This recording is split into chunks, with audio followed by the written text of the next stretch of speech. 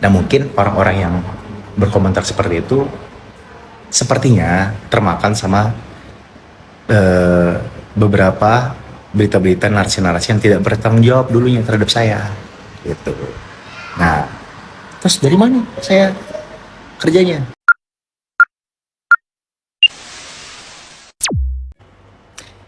Gak ada yang salah mas, setiap orang bebas berkarya, siapapun tanpa memandang background. Yang salah adalah cara berpikirnya mas. Dan perlu mas ketahui bahwa meskipun lagu itu yang bikin adalah saya atau Lesti dan saya, tidak serta-merta lagu tersebut langsung diterima dan diproduksi begitu aja mas. Enggak mas, ada tahapan dan proses-proses yang mesti dilakukan. Dan saya pun sifatnya pasti mengajukan, karena labelnya Lesti bukan labelnya bapak saya mas, bukan saya yang punya. Dan bahkan sekedar informasi, lagu ini tadinya ditujukan buat penyanyi lain. Ya mungkin label punya pertimbangan lain dan akhirnya dipilihlah Lesti yang membawakan lagu Dilema ini. Dan saya lebih percaya sama mereka, kredibilitasnya lebih diakui ketimbang mas yang bukan siapa-siapa. Dan kalau ada notasi yang agak mirip, nada yang agak mirip, menurut saya itu wajar. Karena nadanya ini, notasinya ini yang bikin adalah istri saya sendiri. Makanya agak mirip sama angin, wajar mas. Karena setiap pencipta lagu itu kadang-kadang memiliki ciri khasnya tersendiri. Jangankan kita mas, yang masih baru belajar mas, seorang maestro aja, idola saya bahkan, Bunda Meli, tahu ya? Itu Bunda Meli beberapa lagunya kadang-kadang moodnya mirip mas. Atau mas bisa googling, ada 2 lagu yang secara kemiripan itu cukup terlihat ya. Di lagu Bulan Dikekang Malam sama Ayat-Ayat Cinta mas. Itu mas boleh cek di Google, di YouTube ya, boleh. Coba, bener gak apa yang saya bilang? Bahkan itu kemiripannya di bagian ref itu sekitar 2-3 bar. Tapi itu bukan suatu kesalahan mas, itu hal yang wajar mas. Gitu mas, karena kadang-kadang kan punya gayanya tersendiri kan pencipta lagu gitu.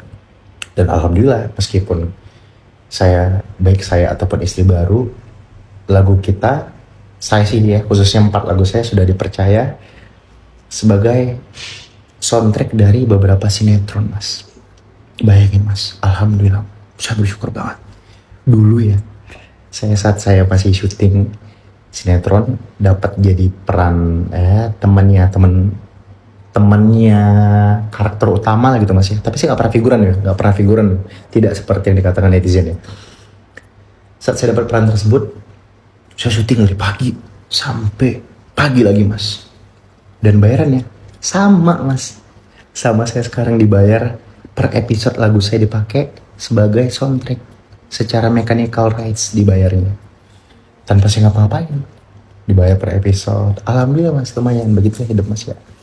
Yang penting kita mensyukuri dan jangan pernah merendahkan orang lain sebisa mungkin ya, ditahan ya, gitu ya. Itu penyakit hati mas, jangan kalau bisa.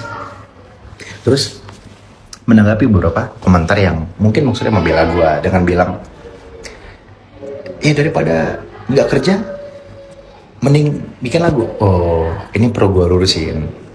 Gue meskipun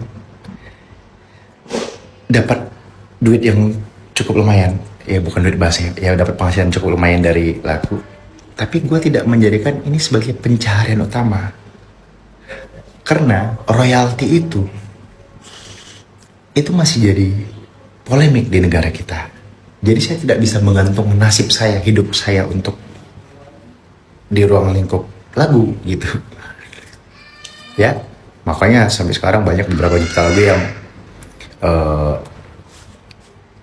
meramaikan lah atau teriaklah kenceng terkait lagu. Nah, saya alhamdulillah saya masih diberikan kesempatan sama Allah untuk memiliki bisnis lain yang bisa saya jalani di luar bikin lagu. Jadi saya menjadikan lagu itu sebagai ladang saya untuk mencurahkan karya saya, isi hati saya, baik mungkin yang di masa lalu atau masa sekarang.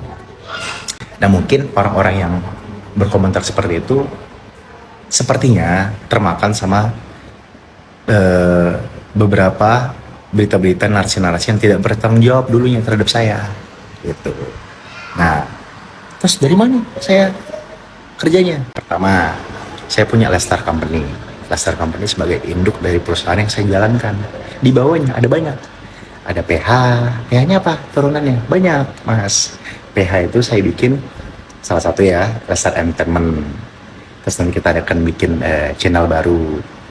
Terus kita nanti di akhir tahun ini, kalau memang rezekinya, kita akan jadi tayang satu film produksi dari Leslar, berkolaborasi sama Alto Bali. Terus Abang L The Explorer itu kita produksi, Mas. Jadi Abang L itu bukan sebagai talent. Terus beberapa program yang udah kita pernah create ya, kayak ulang tahun Abang L, akikahan. Jadi kita tuh udah bukan sebagai talent lagi, Mas. Saya tuh bukan sebagai as a talent, tapi sebagai as a program ya, alhamdulillah gitu. Terus kita juga ada F&B, restoran segala macam, ada produk-produk retail, komoditi dan sebagainya. So itu dia kurang lebih itu, Mas ya, Mbak. Ya jadi buat kalian kedepannya jangan gampang termakan sama narasi-narasi yang menggiring. Ayolah, cita kita tuh sudah jelek banget di mata dunia, dianggap sebagai salah satu negara dengan IQ terendah, rata-rata 78. Jangan sampai kalian menjadi salah satu di antaranya. Aduh, amit-amit. Kalau ada apa-apa tuh ya difilterisasi, disaring, riset dulu, cari tahu gitu.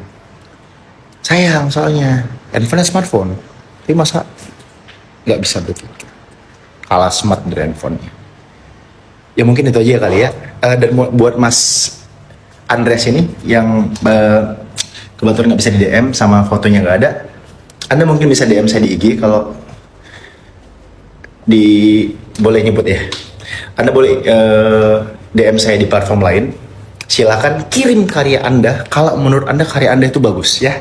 Siapa tahu kebetulan saya punya label juga, Mas.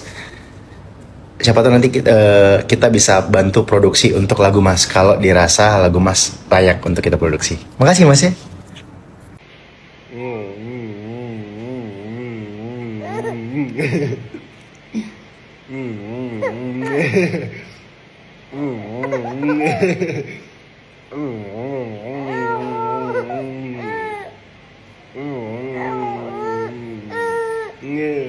Bapak bisa berangkat ya. Oke? Oke?